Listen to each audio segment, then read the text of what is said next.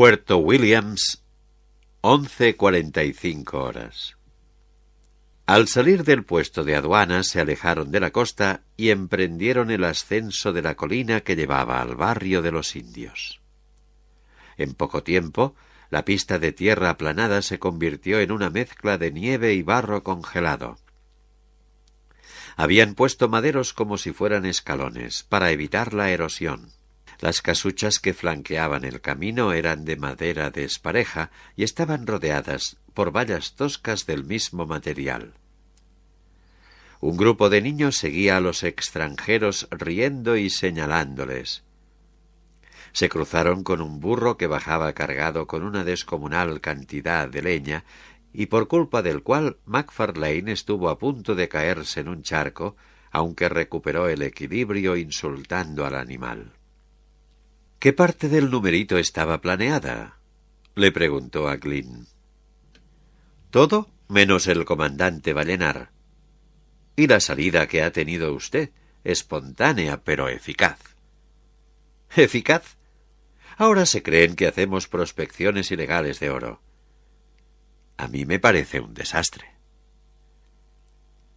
Glynn sonrió con indulgencia. Pues ha salido de perlas. Con que pensasen un poco no podrían creerse que una empresa norteamericana enviara un buque minero al culo del mundo solo para buscar hierro. La revieta del comandante Ballenar ha llegado en el momento oportuno. Me ha ahorrado tener que meterles yo la idea en la cabeza. Macfarlane sacudió la cabeza. De acuerdo, pero imagínese los rumores que empezarán a circular. Antes ya circulaban. Y con el oro que les hemos dado, esos no abren la boca ni muertos. Ahora nuestros amigos de aduanas acallarán los rumores y prohibirán la entrada en la isla. Tienen mejores medios que nosotros.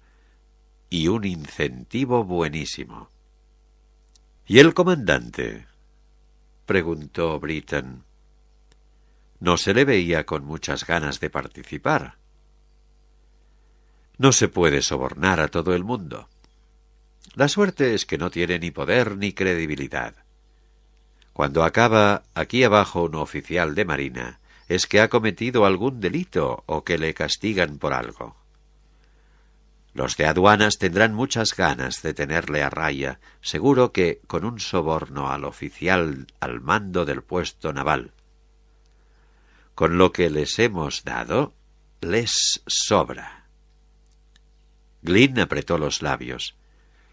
Aunque deberíamos enterarnos de algo más sobre el comandante Ballenar. Al disminuir la pendiente cruzaron un arroyuelo de agua jabonosa. Glynn le pidió indicaciones a alguien y se metieron por un callejón. Empezaba a bajar sobre el pueblo una bruma sucia de mediodía, acompañada por el brusco enfriamiento del aire húmedo. Vieron un mastín muerto e hinchado en la cuneta. A Macfarlane el olor a pescado y tierra y la visión del pequeño comercio de madera endeble con anuncios de Fanta y cervezas nacionales le hicieron retroceder 5 años en el tiempo.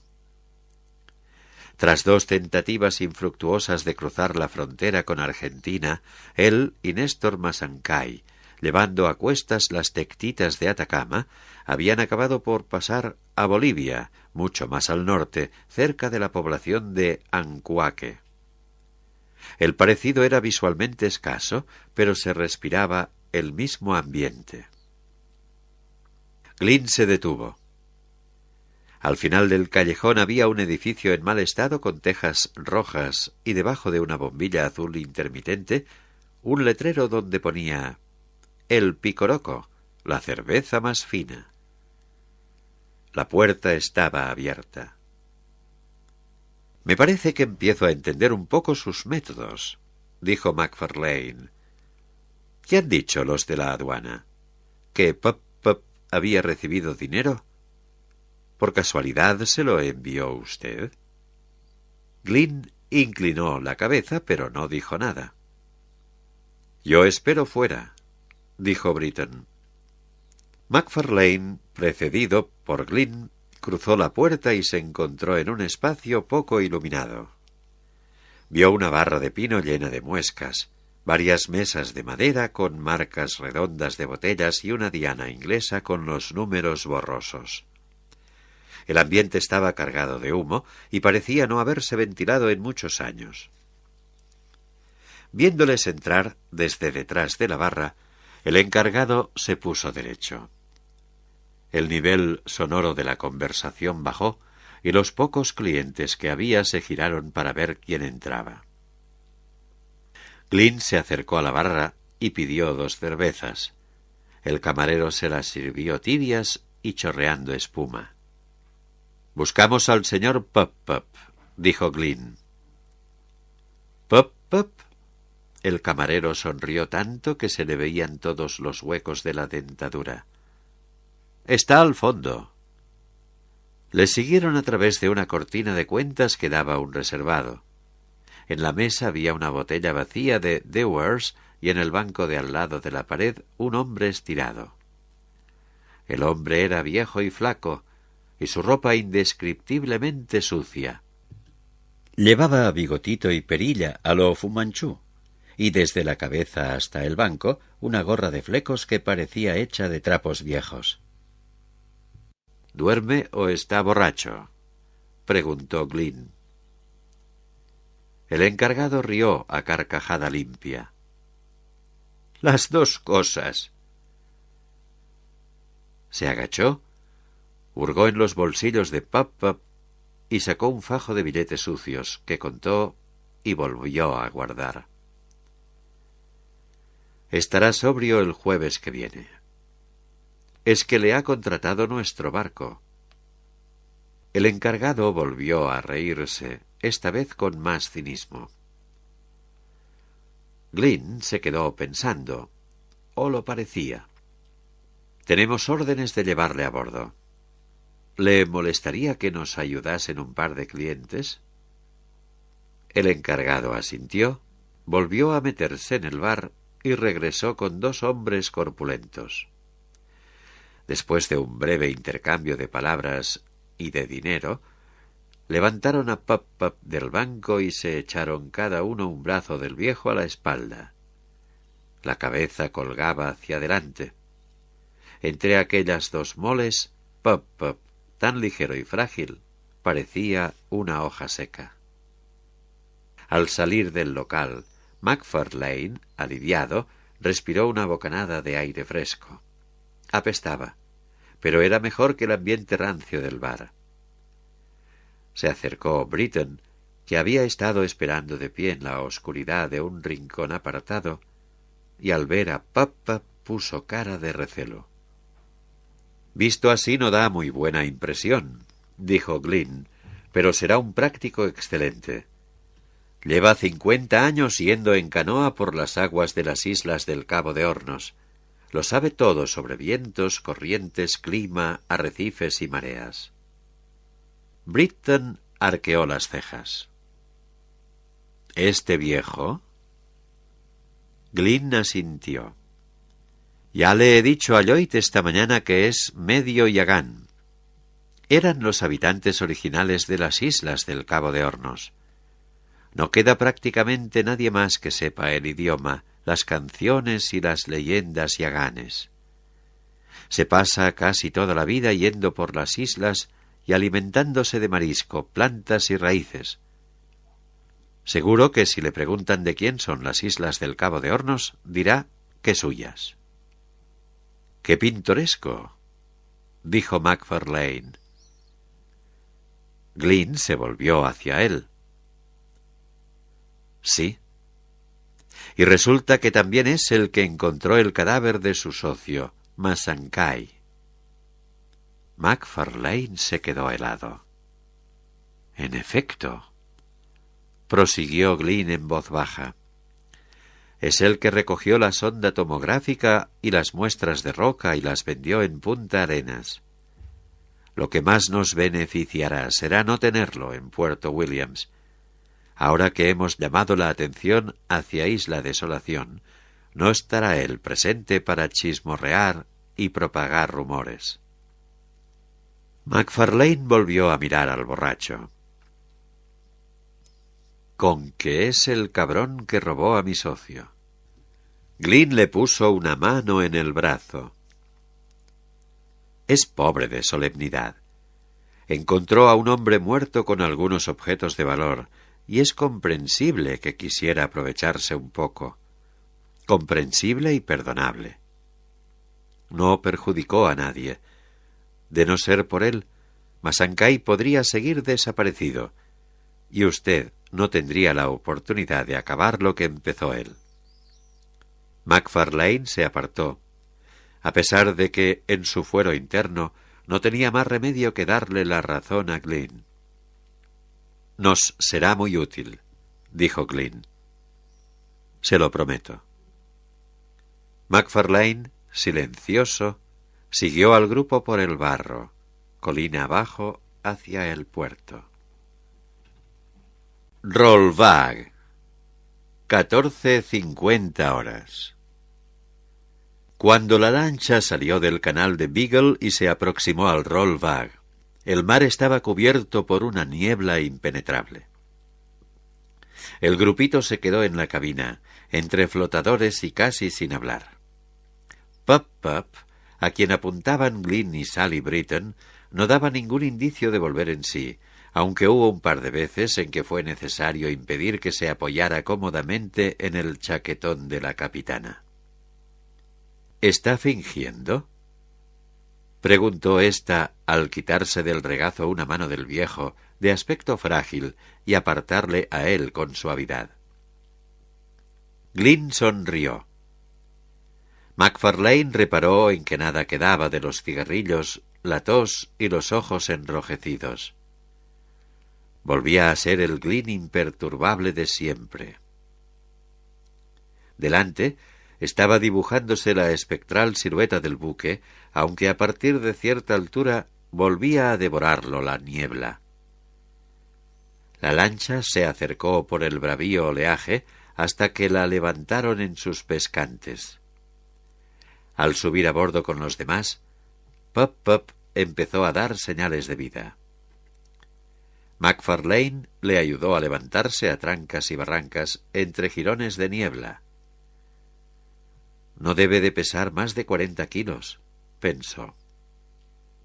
«John Pup», dijo Glynn con su habitual moderación. «Soy Ellie Glynn». Pup le cogió la mano, la estrechó en silencio y pasó a hacer lo propio con las demás personas que le rodeaban, incluido el piloto de la lancha, un camarero y 2 sorprendidos marineros. Por último estrechó la de la capitana más prolongadamente que las demás.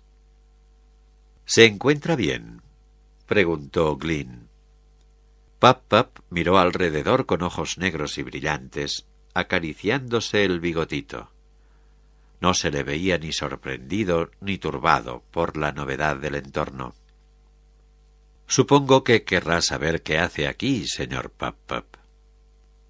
De repente, la mano de Pup se metió en el bolsillo y sacó el fajo de dinero sucio. Pup lo contó. Gruñó, contento de que no se lo hubieran robado, y volvió a guardarlo. Glynn señaló al camarero. «Ahora le acompaña el señor Davis a su camarote, donde podrá lavarse y cambiarse de ropa. ¿Le parece bien?» Pup le miró con curiosidad. «Quizá no hable inglés», murmuró MacFarlane.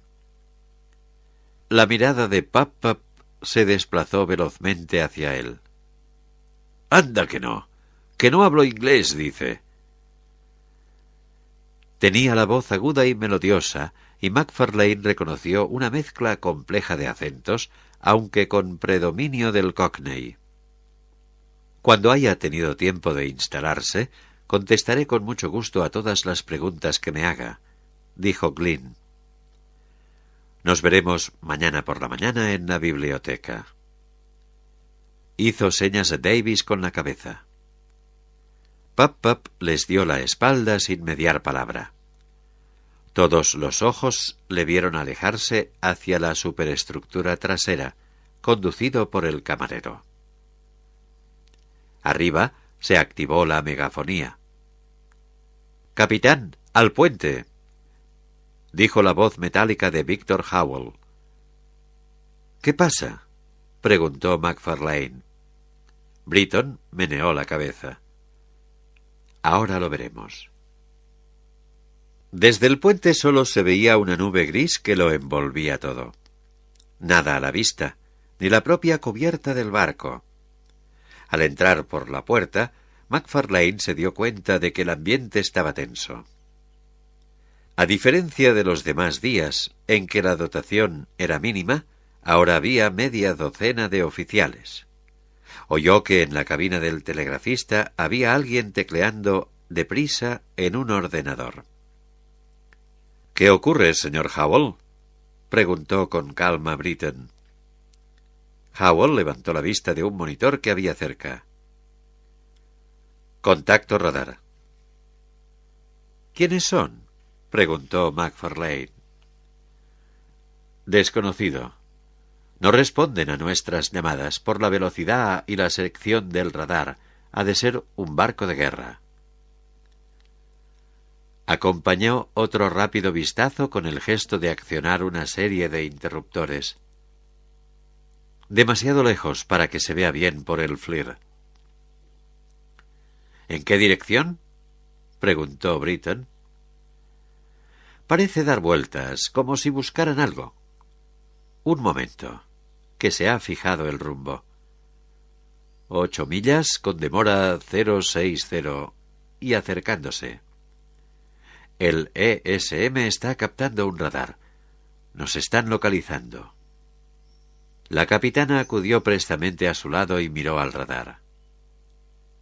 «Mantienen fijo el rumbo. ¿Tiempo estimado para el contacto?». «A la velocidad y rumbo actuales, 12 minutos». Britton se volvió hacia el oficial tercero que tenía el puesto de control a su cargo. «¿Cómo vamos?». «A todo vapor, señora. Estamos en posicionamiento dinámico». «Diga a motores que se activen». «A la orden». El oficial cogió un teléfono con mango negro. La aceleración de los motores hizo vibrar el suelo. Empezaron a sonar alarmas anticolisión. «¿Qué hacemos? ¿Maniobras para esquivarlo?». Britton negó con la cabeza. «Somos demasiado grandes. Pero a ver qué pasa». La sirena del barco emitió una nota ensordecedora desde lo alto del mástil del radar. «Sin cambios en el rumbo», dijo Howell con la cabeza pegada al visor del radar. «El timón responde», dijo el oficial tercero. «Rumbo al medio». Britton caminó hacia la cabina del telegrafista y abrió la puerta gris de metal. «¿Ha habido suerte, Banks?». No contestan. McFarlane se aproximó a los ventanales frontales. La batería del limpiaparabrisas iba limpiando una capa de niebla y aguanieve que se empecinaba en reaparecer. Se veía que intentaba salir un poco el sol, pero las nubes eran densas. «¿No nos oyen?», preguntó McFarlane. «Sí, sí que nos oyen», dijo Glynn con voz tranquila. «Saben perfectamente que estamos aquí». «Sin cambios en el rumbo», murmuró Howell mirando el radar. «Colisión en 9 minutos». «Disparen bengalas en la dirección del barco», dijo Britton, que había vuelto al puesto de control. Howell comunicó la orden, y Britton se dirigió al oficial de guardia. «¿Qué tal se gobierna?». «A esta velocidad, fatal». McFarlane se daba cuenta del esfuerzo que hacían los motores por el temblor del barco. 5 minutos y acercándose, dijo Howell. «Que disparen más bengalas, pero directas al barco». Póngame en la frecuencia ICM. Britton cogió un transmisor del puesto de mando. Embarcación sin identificar 3000 metros a babor. Aquí el petrolero Rollvag. Modifiquen el rumbo 20 grados a estribor para evitar colisión. Repito, modifiquen el rumbo 20 grados a estribor. Repitió el mensaje en español y amplificó el volumen del receptor. Todo el puente, silencioso, oyó el ruido de estática. Britton devolvió el receptor a su colocación original y miró al timonel y a Howell. «Colisión en 3 minutos», dijo el segundo. La capitana habló por el teléfono. «Aquí la capitana. A toda la tripulación. Prepárense para colisionar por la proa de estribor». Otro aullido de sirena desgarró el velo de niebla que empezaba a diluirse. Sonaba una bocina y en el puente se encendían y apagaban varias luces. «Se acerca a proa por estribor», dijo Howell. «Preparen los sistemas antiincendios», repuso Britton. A continuación cogió un megáfono del mamparo, corrió hacia la puerta de salida al ala del puente de estribor, la abrió y salió, seguida, como obedeciendo al mismo impulso, por Glynn y Macfarlane. Nada más salir, Macfarlane quedó empapado por la niebla fría y densa. Debajo se oían ruidos confusos de gente corriendo y gritando. A descubierto la sirena se oía todavía más fuerte, como atomizando el aire denso que les rodeaba. Britton había corrido hasta el final del ala y estaba apoyada en la baranda con el megáfono en la boca, dominando el mar desde 30 metros de altura. La niebla empezaba a despejarse y a correr en jirones por la cubierta, pero Macfarlane creyó observar que por el lado de estribor a proa volvía a oscurecerse. De repente, en lo gris, se dibujó una masa sólida de antenas y luces de fondeo rojas y verdes de resplandor apagado. La sirena repitió su advertencia, pero el barco, impasible, se acercaba a gran velocidad, cortando el agua con su proa gris y batiendo una espuma muy prieta. Se perfiló con mayor claridad. Era un destructor con los flancos sembrados de agujeros, muescas y herrumbre. La superestructura y la bovedilla portaban banderas chilenas al viento. Las cubiertas de proa y de popa contaban con varios cañones de 4 pulgadas que asomaban cortos, rechonchos y amenazadores. Britton se desgañitaba por el megáfono. Sonaban alarmas de colisión y Macfarlane sentía vibrar el puente bajo sus pies por el esfuerzo que hacían los motores para apartarse. Sin embargo, era imposible maniobrar a tiempo un buque de ese tamaño. Plantó bien los pies, se cogió a la barandilla y se preparó para el choque. En el último momento, el destructor se desvió a babor y apagó los motores. Pasó flotando al lado del petrolero a menos de 20 metros. Britton bajó el megáfono y todas las miradas siguieron a la menor de las 2 embarcaciones. Todas las armas del destructor, desde las torretas de la cubierta principal a los cañones de 40 milímetros, apuntaban al puente del Rollvag. Macfarlane miró el barco con una mezcla de perplejidad y espanto. De repente se fijó en el puente del destructor. Solo había una persona, un hombre uniformado, el comandante de marina a quien habían conocido en su visita matinal a la aduana.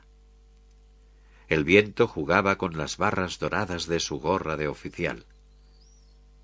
Pasaba tan cerca que Macfarlane le vio las gotas de sudor en la cara. Ballenar no les prestaba atención.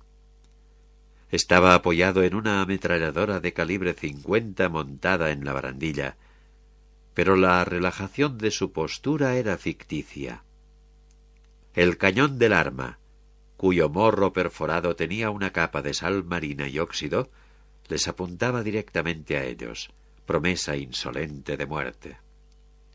Los ojos negros del comandante se ensartaron uno a uno en cada ocupante de la cubierta del otro barco. No pestañeaba. A medida que pasaba de largo el destructor, tanto la ametralladora como el propio comandante fueron girando para seguir vigilándoles. Entonces, el destructor quedó a popa del Rollbag y volvió a tragárselo la niebla, borrando su presencia espectral. A su paso quedó un silencio de sobrecogimiento en que Macfarlane oyó que volvían a ponerse en marcha los motores del destructor y acusó, en forma de ligero vaivén, el paso de su estela bajo el petrolero. Era un movimiento tan suave como el de acunar a un niño, y de no ser por el pavor que inspiraba, habría resultado francamente agradable. Rollbag. 13 de julio, 6:30 horas. Justo antes de amanecer, en la oscuridad de su camarote, Macfarlane se desveló un poco. Tenía las sábanas enrolladas al cuerpo, hechas un revoltijo, y la almohada de debajo de su cabeza estaba empapada de sudor. Se giró medio dormido, buscando instintivamente el calor reconfortante de Malú, pero, aparte de él, la cama estaba vacía. Se incorporó y esperó a que volviera a latirle el corazón con normalidad, una vez disipadas las imágenes inconexas de la pesadilla. Un barco en plena tormenta. Pero al pasarse una mano por delante de los ojos se dio cuenta de que no había sido únicamente un sueño. Seguía percibiendo el movimiento del agua. Ahora el barco se movía de otra manera, sin la habitual suavidad, sino en bruscas sacudidas. Apartó la sábana, se acercó a la ventana y retiró la cortina. El plexiglás estaba salpicado de aguanieve y en el borde inferior el grosor del hielo era considerable. Como le parecía agobiante la oscuridad y cerrazón de sus habitaciones, y a pesar del mal tiempo, tenía ganas de respirar aire fresco, se vistió deprisa y bajó por los 2 tramos de escalerilla que llevaban a la cubierta principal, cogiéndose a la barandilla para que el vaivén del barco no le hiciera perder el equilibrio.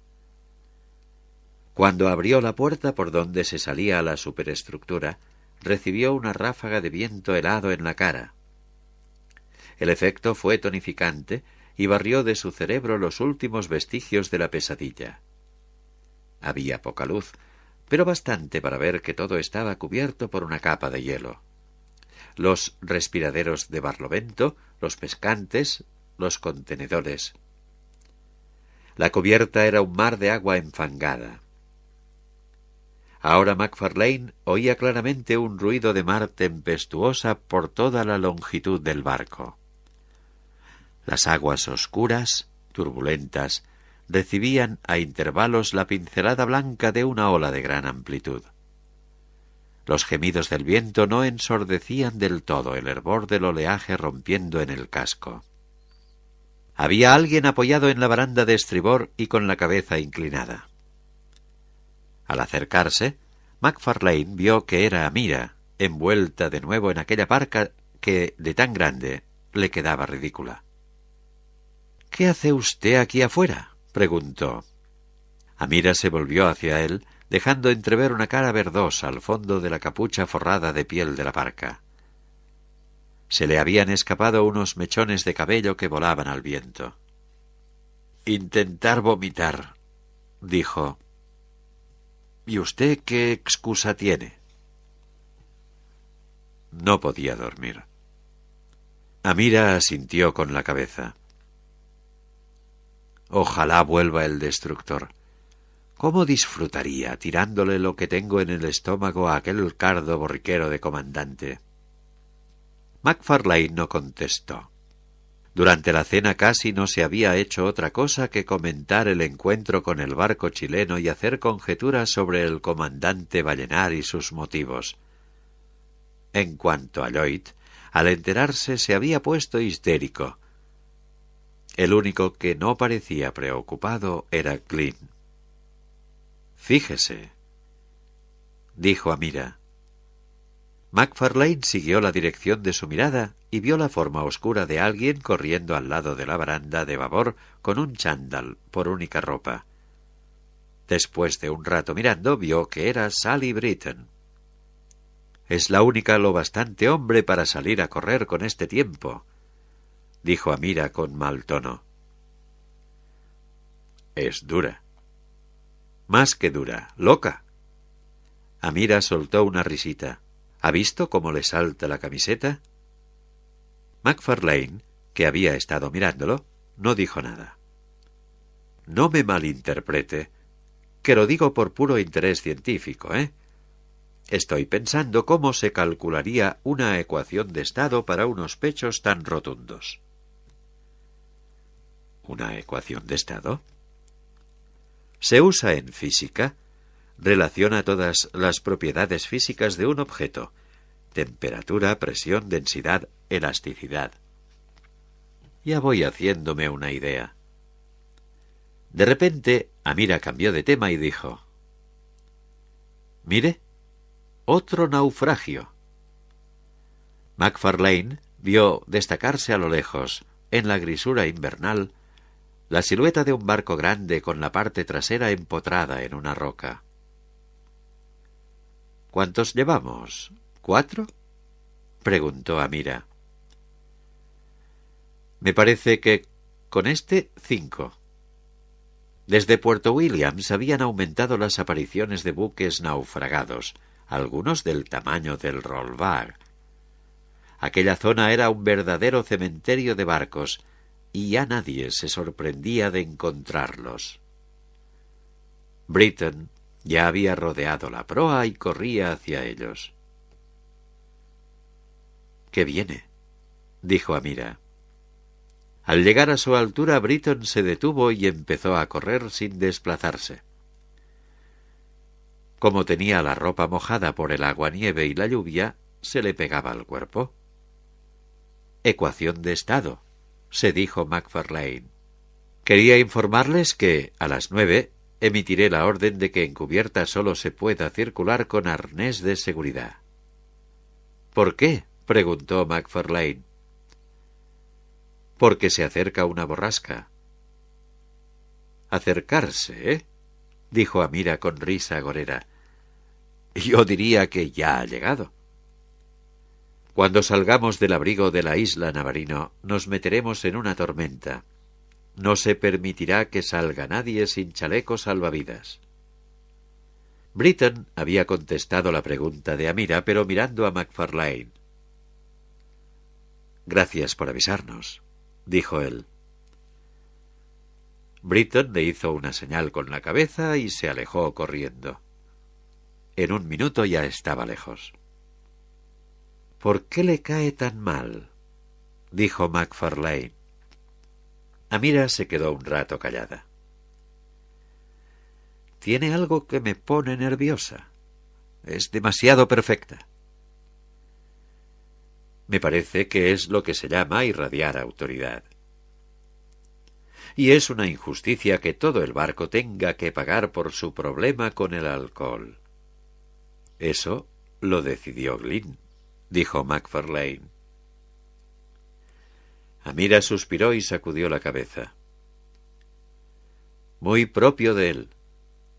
Seguro que detrás de la decisión hay un razonamiento impecable. Lo que pasa es que no se lo ha contado a nadie». Sopló una ráfaga de viento frío que hizo tiritar a MacFarlane. «Bueno, yo de momento ya he respirado bastante aire de mar. ¿Vamos a desayunar?». Amira gimió. «Baje, que yo me quedo un poco más. En algún momento tendrá que salir esto». Después del desayuno, MacFarlane fue a la biblioteca del barco, donde había quedado con Glynn a petición de éste. Era una sala grande, como todos los espacios del barco, con una pared de ventanas donde corría el agua. Abajo, a gran distancia, se veía nevar casi en horizontal y caer remolinos de copos en el agua negra. Las estanterías contenían una amplia selección de títulos, textos náuticos, enciclopedias, condensaciones del Reader Digest, viejos bestsellers. MacFarlane, que estaba nervioso, distrajo la espera mirándolos. Cuanto más se aproximaban a Isla Desolación, el lugar donde había muerto Masankay, más nervioso se ponía. Ya estaban muy cerca. Antes de que anocheciera, habrían rodeado el Cabo de Hornos y puesto el ancla en sus islas.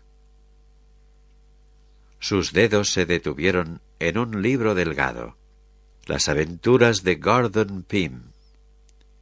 Era la obra de Poe a la que se había referido Britton durante la primera noche en el mar. Tuvo curiosidad y se lo llevó al sofá que tenía más cerca, sofá cuya piel, al tomar asiento y abrir el libro, le acogió resbaladiza. Ascendió a su nariz el agradable olor del bocací y papel viejo. Me llamo Arthur Gordon Pym. Mi padre, respetable comerciante, trabajaba en el puerto de Nantucket, que es donde nací. Mi abuelo materno era abogado y de buena posición. Tenía suerte en todo y había especulado con mucho éxito en acciones del Edgarton New Bank, como se llamaba entonces. El inicio era gris, decepcionante, y fue un alivio ver abrirse la puerta y encontrar a Glynn. Detrás iba Pup-Pup, encorvado y sonriente. Apenas se reconocía al borracho a quien habían llevado a bordo la tarde anterior. Su larga y gris cabellera, recogida en trenzas por detrás, no invadía su frente, y el bigotito que le colgaba del fofo labio superior había recibido escrupulosos cuidados que no le impedían seguir siendo un poco escaso. «Perdone que le haya hecho esperar», dijo Glynn. «He estado hablando con el señor Pup-Pup y parece dispuesto a ayudarnos». Pup-Pup enseñó los dientes y volvió a dar la mano a Troche y Moche, sorprendiendo a MacFarlane por lo fría y seca que la tenía. «Acompáñeme a las ventanas», dijo Glynn. MacFarlane le siguió y miró por ellas. Ahora, al nordeste, los jirones de niebla permitían entrever una isla desierta que salía del agua como si sólo fuera la cima dentada de una montaña submarina, con el blanco oleaje arañando y lamiendo sus laderas. «Lo de ahí delante», murmuró Glynn, «es la isla Barneveld». Pasó un frente lejano, como si se hubiera corrido una cortina desde el horizonte agredido por el temporal. Luego apareció otra isla, negra, escarpada y con nieve y bruma en las cimas. «Y lo de ahí, la isla de Zeit, la que queda más al este de las islas del Cabo de Hornos». Detrás, la luz reciente alumbraba otro páramo de cimas montañosas emergiendo del mar. Mientras miraban, desapareció la luz tal como había aparecido. Fue como si cayera la noche sobre el barco. Recibieron el impacto de otro turbión que lanzó toda su furia contra las ventanas mientras ametrallaba el casco con granizo. MacFarlane notó que el buque, a pesar de su volumen, se escoraba. Glynn enseñó un papel doblado. «He recibido este mensaje hace media hora». Se lo entregó a MacFarlane, que lo desplegó con gran curiosidad. Se trataba de un breve telegrama. «No se desembarcará bajo ningún concepto en la isla de destino sin nuevas instrucciones por mi parte. Lloyd». Se lo devolvió a Glynn y éste al bolsillo de donde lo había sacado. Lloyd no me ha contado nada de sus planes. ¿Usted cómo lo entiende? ¿No habría sido más fácil llamar por teléfono o enviar un email? Puede que no tenga ningún teléfono cerca. Glynn se puso derecho. En el puente todavía hay mejor vista. ¿Me acompaña? McFarlane sospechó que al jefe de EES no le interesaba la vista. Le siguió. En todo caso, Glynn tenía razón. Desde el puente todavía intimidaba más la furia del océano. Era un entrechocar, una contienda de negras olas cuya cresta rizaba el viento, profundizando los intervalos. McFarlane vio que el castillo de proa del Rollbag cabeceaba en aquel hervidero de espuma, bajando y volviendo a subir con un chorreo de agua de mar en sus flancos. Britton orientó hacia ellos un rostro al que la luz artificial daba tintes fantasmagóricos. «Veo que han traído al piloto», dijo con una mirada de reojo, no muy convencida, a Pap-Pap.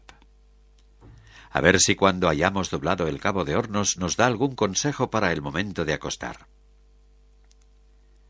Víctor Howell, que estaba al lado de ella, se sobresaltó. «Ya se ve», dijo. A gran distancia del barco, en el fragor de las aguas revueltas, un claro en la tormenta iluminaba un peñasco de abundantes fisuras, más alto y negro que los anteriores. «El Cabo de Hornos», dijo Glynn. «Pero vengo por otro motivo. Existe la posibilidad de una visita inminente». «Capitana», le interrumpió el oficial tercero, que estaba inclinado sobre una pantalla. «El Slick 32 detecta un radar. Contacto aéreo acercándose por el nordeste. ¿Curso?» 040, señora. Directamente hacia nosotros». El ambiente de cubierta se hizo tenso. Víctor Howell se acercó en pocos pasos al oficial tercero y miró la pantalla por encima de su hombro. «¿Distancia y velocidad?», preguntó Britton. 40 millas y acercándose a unos 170 nudos, señora. ¿Es un avión de reconocimiento?» Howell se irguió. «Con este tiempo...» Una ráfaga de viento enloquecido acribilló con lluvia las ventanas. «Pues no será un aficionado con un Cessna», murmuró Britton. «¿Podría tratarse de un avión de línea desviado de su ruta?» «Difícilmente. Por aquí abajo solo vuelan aviones pequeños en viajes concertados, y con este panorama ni siquiera despegan». «¿Militares?» Nadie contestó. Durante un minuto en la cubierta no se oyó nada que no fuera el aullido del viento y el ruido del oleaje. «¿Curso?», volvió a preguntar la capitana en voz más baja. «Igual que antes, señora». Britton asintió. «Muy bien. Señor Howell, todo el mundo a sus puestos». De repente asomó la cabeza el oficial de comunicaciones, Banks, que estaba en la cabina del telegrafista. «¿Lo que viene volando?» «Un helicóptero de la compañía Lloyd». «¿Estás seguro?», preguntó Britton. «He comprobado el indicativo de llamada». «Señor Banks, entable contacto». Glynn carraspeó, y McFarlane le vio meterse el papel doblado en la chaqueta. No se le había contagiado en ningún momento la alarma y sorpresa que acababan de cundir. «Convendría que preparasen una zona de aterrizaje», dijo con calma. Banks salió de la cabina del telegrafista. «Piden permiso para aterrizar, señora». «Increíble», exclamó Howell. «Estamos en plena tormenta de fuerza 8». Me parece que no hay alternativa, dijo Glynn. Los siguientes 10 minutos fueron de actividad frenética a causa de los preparativos para el aterrizaje. Cuando Macfarlane llegó en compañía de Glynn a la escotilla por donde se salía a la bovedilla, les fueron entregados sendos arneses de seguridad por parte de un hombre muy serio y que no abría la boca. Macfarlane se puso el suyo, que abultaba mucho, y se lo abrochó. El encargado le propinó un rápido estirón, dio su visto bueno con un gruñido y abrió la escotilla. Al cruzarla, Macfarlane estuvo a punto de caerse por la borda por culpa de una ráfaga de viento. Haciendo acopio de fuerzas, enganchó el arnés a la baranda exterior y se encaminó al área de aterrizaje. Una parte de la tripulación se repartía por la cubierta con los arneses firmemente sujetos a las barandas de metal.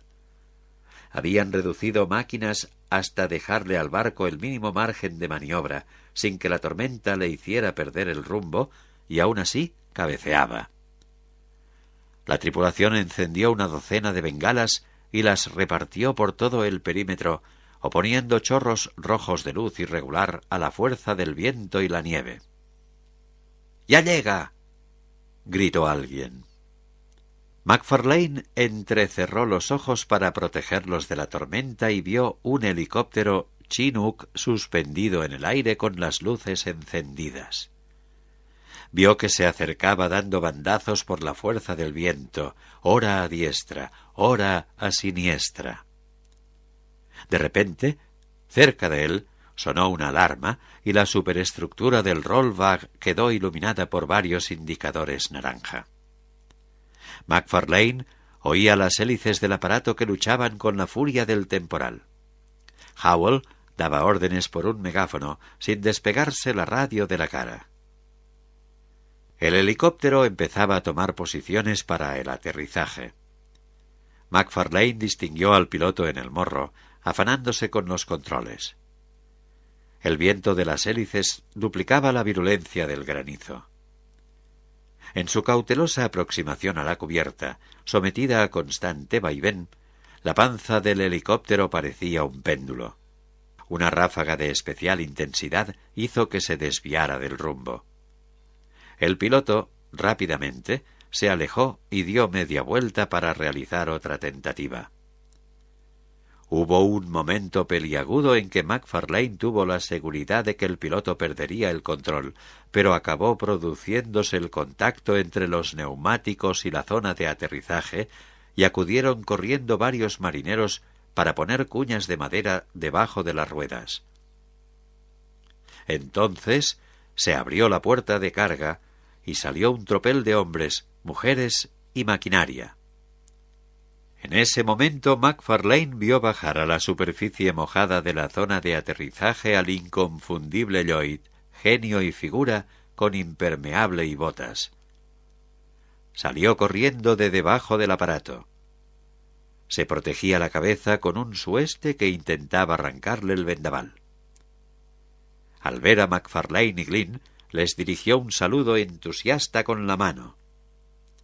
Un marinero acudió corriendo para ponerle cinturón y arnés de seguridad, pero Lloyd le rechazó con gestos, siguió caminando mientras se secaba la lluvia de la cara y asió a Macfarlane y Glynn por sus respectivas manos.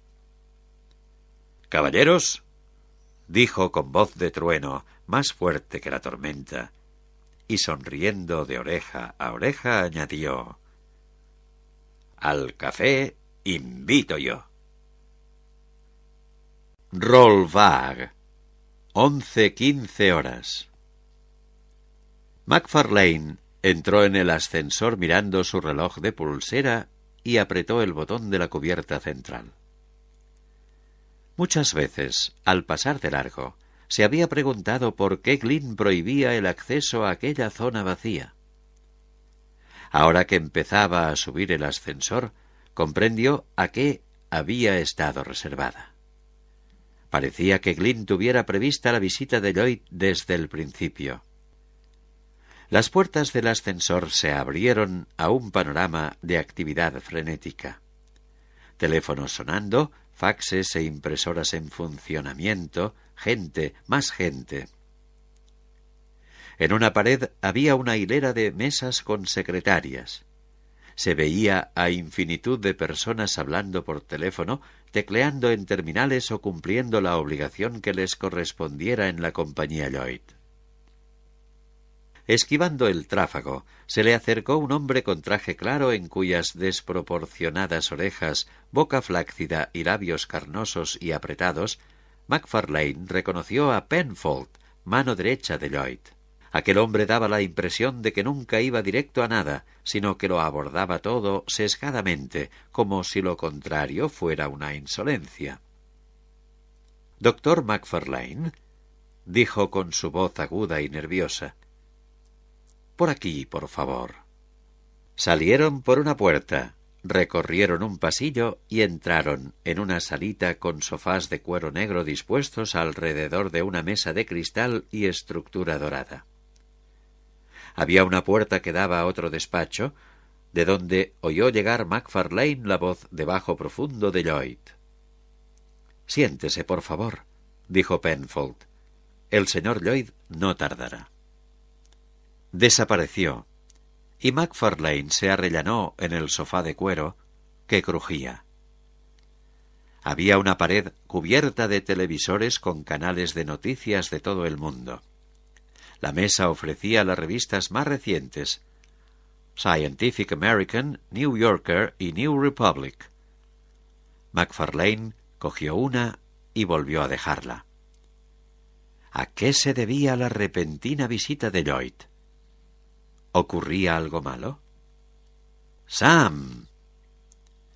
Levantó la cabeza y vio al gigante de Lloyd ocupando todo el marco de la puerta, un Lloyd que irradiaba poder, buen humor y seguridad ilimitada. Macfarlane se levantó y Lloyd se acercó a él con una sonrisa efusiva, tendiendo los brazos. «¡Qué alegría verte, Sam!».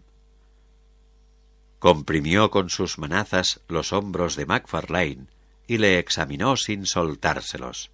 «No te imaginas lo entusiasmado que estoy por haber venido. Entra, entra».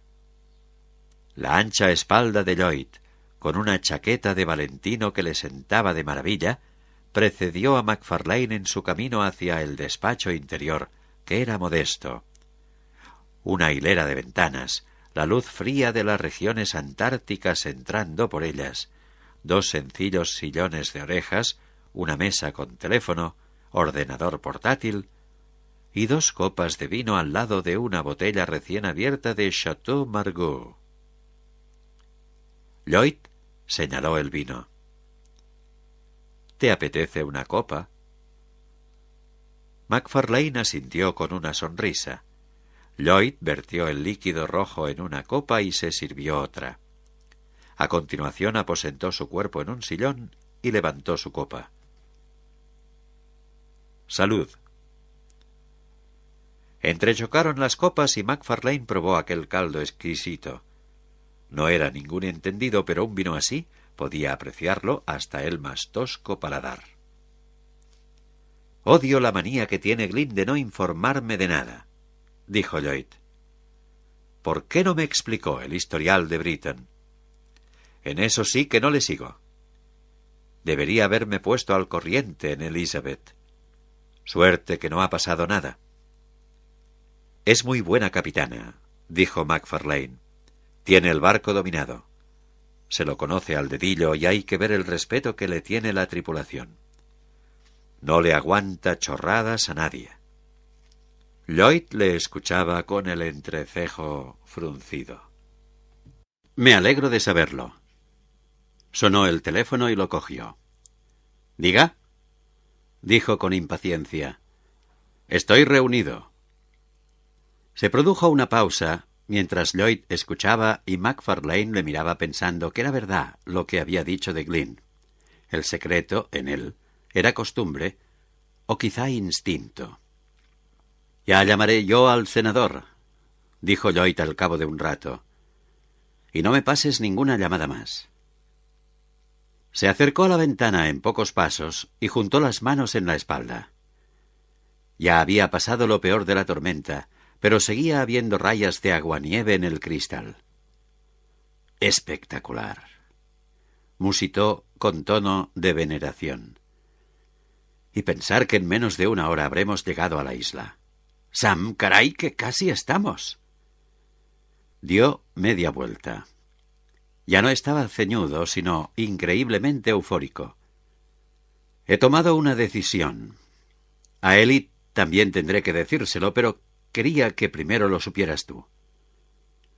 Hizo una pausa y suspiró. «Voy a clavar la bandera, Sam». McFarlane lo miró. «¿Cómo?» «Esta tarde iré yo en lancha a Isla Desolación». «¿Usted solo?» McFarlane tuvo una sensación extraña en la boca del estómago. «Solo. Bueno, yo y el loco de Pop-Pop, claro, para que me lleve hasta el meteorito». «¿Pero con este tiempo?» «El tiempo es inmejorable». Lloyd se apartó de la ventana y se paseó inquieto entre los sillones. «Sam, momentos así no los vive mucha gente». McFarlane, que seguía sentado, notó que se le agudizaba la sensación. «¿Usted solo?», repitió. «¿No piensa compartir el descubrimiento?» «No. Coño, ¿por qué iba a compartirlo?» Peary, en su último sprint hacia el polo, hizo lo mismo. Glynn tendrá que entenderlo. Puede que no le guste, pero la expedición es mía y pienso ir solo. «Ni hablar», dijo McFarlane sin levantar la voz. Lloyd interrumpió sus pasos. «Yo aquí no me quedo». Lloyd, sorprendido, se giró y clavó su intensa mirada en McFarlane. «¿Tú?» McFarlane la sostuvo sin contestar. Después de un momento, Lloyd emitió una risita. «¿Sabes qué te digo, Sam? Que no eres la misma persona que encontré escondida detrás de un arbusto en el desierto de Kalahari. No se me había ocurrido que pudieras darle importancia a algo así». De repente se le borró la sonrisa. «¿Y si te digo que no? ¿Qué harás?» McFarlane se levantó. «No lo sé. Probablemente una imprudencia». Fue como si se hinchara todo el cuerpo de Lloyd. «¿Me amenazas?» McFarlane no apartó la mirada. «Pues sí, supongo que sí». Lloyd siguió observándole fijamente. «Vaya, vaya. ¿Me buscó usted? No me negará que conocía mi sueño de toda la vida». McFarlane vigilaba atentamente la expresión de Lloyd. Se trataba de alguien poco acostumbrado a los desafíos. «Yo por ahí, intentando olvidar el pasado, y de repente llega usted y me lo pone delante como una zanahoria en un palo. Sabía que picaría. Pues ahora estoy aquí y no puede impedirme que le acompañe. Esto no me lo pierdo». En el silencio, lleno de tensión, McFarlane oyó ruido lejano de teclas, de teléfonos. De repente, los rasgos de Lloyd se suavizaron. Se acarició la calva. Luego deslizó los dedos por su perilla. «Supongamos que te llevo. ¿Y Glynn? ¿O Britton? Querrá apuntarse todo el mundo». «No, iremos los dos solos, porque nos lo merecemos. No hay más que decir. El poder de conseguirlo lo tiene usted». La mirada de Lloyd conservaba su fijeza. «Me parece que me gusta el nuevo Sam McFarlane», acabó diciendo. La verdad es que no acababa de creerme la pose de cínico. Pero una cosa, Sam. Más vale que el interés que tienes sea sano. ¿Hace falta que te lo diga más claro? No quiero segundas partes de lo del Tornarsuk». McFarlane sintió un arrebato de ira. Fingiré no haberlo oído. Pues lo has oído. A estas alturas no estamos para timideces. MacFarlane aguardó. Lloyd bajó la mano con una sonrisa de reprobación. Hacía años que no me plantaban cara así. Refresca. Bueno, Sam, está bien. Iremos juntos. Pero piensa que Glynn intentará evitarlo. Regresó al lado de la hilera de ventanas y a medio camino consultó su reloj. Cuando se entere todos serán pegas. Justo entonces, como si tuviera calculado el momento, y más tarde MacFarlane se daría cuenta de que probablemente fuera así, entró Glynn en el despacho. Le seguía Pap-Pap, que callado y fantasmal, se convirtió enseguida en parte integrante de la sombra de Glynn, con una especie de regocijo en sus ojos negros y vivarachos. Pap-Pap se tapó la boca e hizo una serie de reverencias y genuflexiones extrañas. «Justo a tiempo, como siempre», dijo el vozarrón de Lloyd, que se giró hacia Glynn y le cogió la mano. «Oye, Ellie, he decidido una cosa. Me gustaría contar con tu aprobación, pero, como no sé si me la darás, empiezo avisándote de que no va a disuadirme ni Dios. ¿Está claro?» «Clarísimo», dijo Glynn, acomodándose en uno de los sillones de orejas y cruzando las piernas. «No serviría de nada discutir porque la decisión está tomada». «Genial. Ojalá pudiera ir yo». Al principio Lloyd se quedó sin habla, pero luego se le llenó de ira la mirada. «¡Qué cabrón! ¡Has puesto micrófonos por el barco!» «No diga tonterías. Siempre he sabido que insistiría en ser el primero que viera el meteorito». «Imposible. Si no lo sabía ni yo». Glynn hizo un gesto con la mano. «¿Qué se cree? ¿Que para analizar todas las posibilidades de éxito y fracaso no tuvimos que tener en cuenta su perfil psicológico? Sabíamos lo que iba a hacer antes que usted». Miró brevemente a MacFarlane. «¿Sam también ha insistido en ir?» Lloyd se limitó a confirmarlo con un movimiento de la cabeza. «Ya. Pues lo mejor es que usen la lancha de babor, que es la más pequeña y maniobrable. He organizado que les lleve el señor Howell y que carguen mochilas con comida, agua, cerillas, combustible, linternas, de todo. Más una unidad de GPS y radioreceptores, claro. Me imagino que querrán que les guíe Pap-Pap». «Encantado de poder ayudarles», entonó Pap-Pap con voz cantarina. Lloyd miró a Glynn, después a Pap-Pap y nuevamente al primero, hasta que soltó una risa compungida. «A nadie le gusta ser previsible. ¿Hay alguna manera de sorprenderte?» «No me ha contratado para que me sorprendan, señor Lloyd. En vista de que solo dispondrán de pocas horas de luz diurna, será necesario que se pongan en camino en cuanto llegue el barco al canal de Franklin.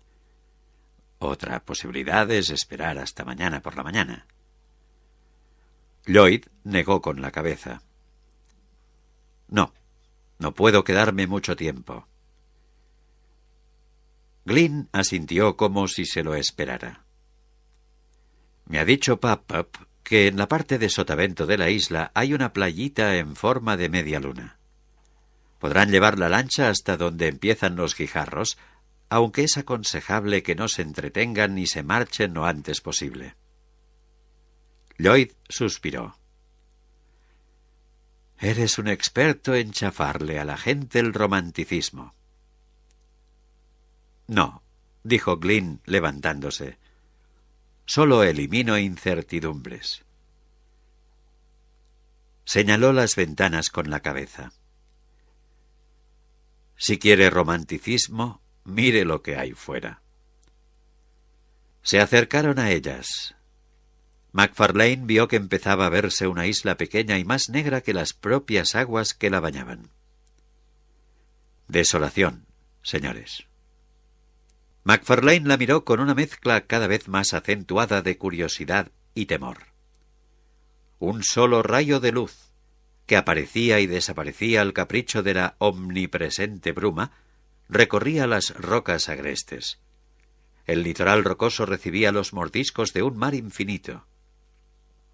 Vio en la punta norte un pitón de lava, una espiral doble de piedra.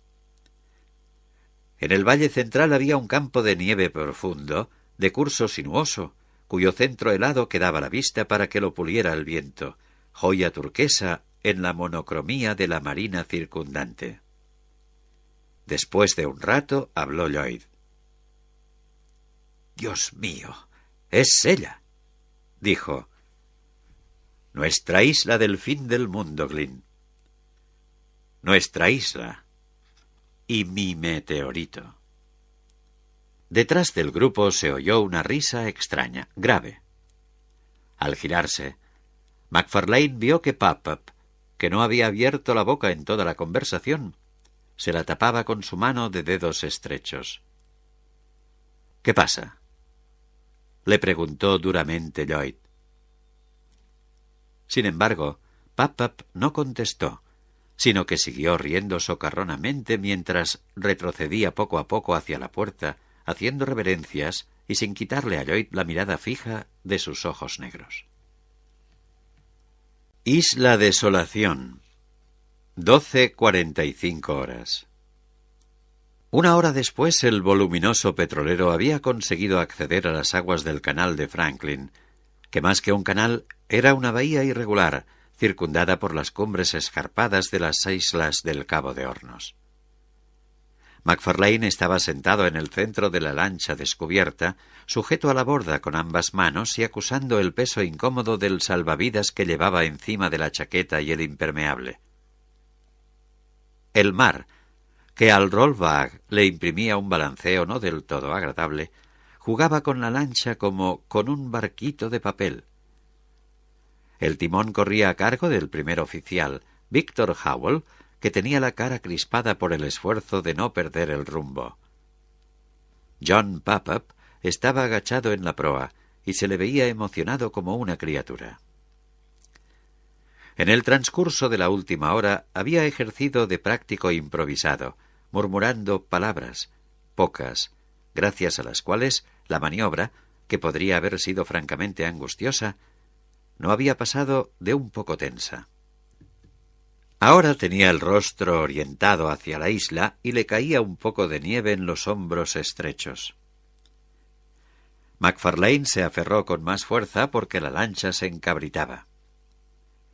El oleaje disminuyó al colocarse a sotavento de la isla.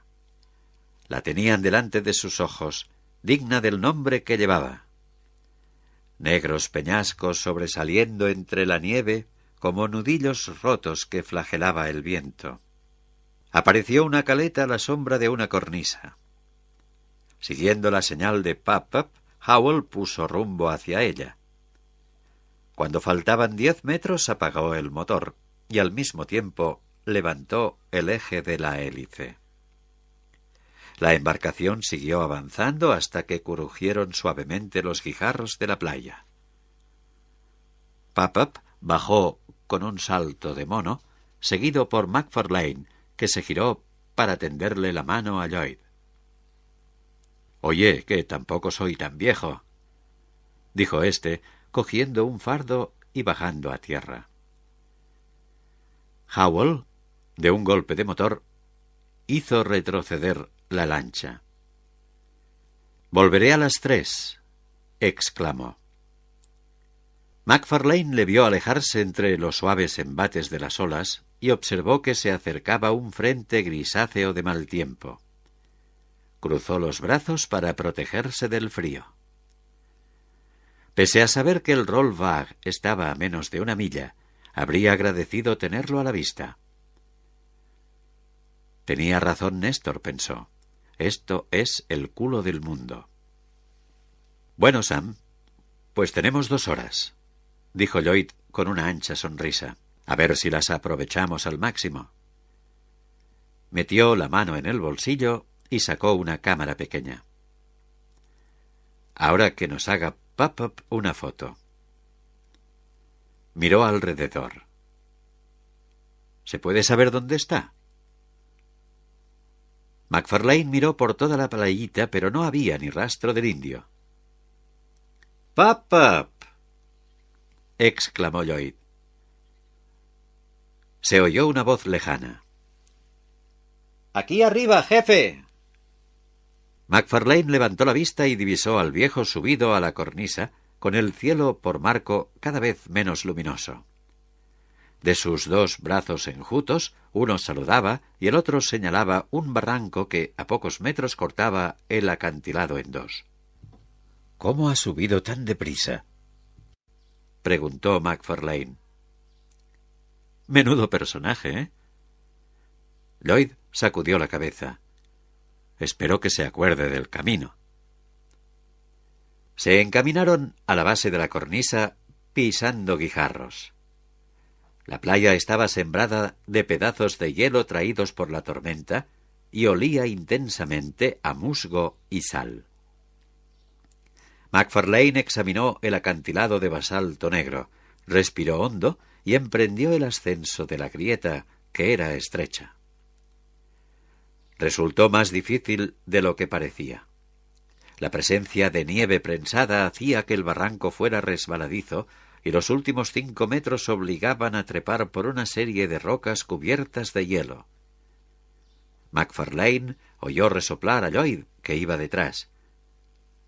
Pero a buen ritmo, sobre todo tratándose de un hombre de 60 años, con el resultado de que en poco tiempo estuvieron los dos en lo alto del acantilado.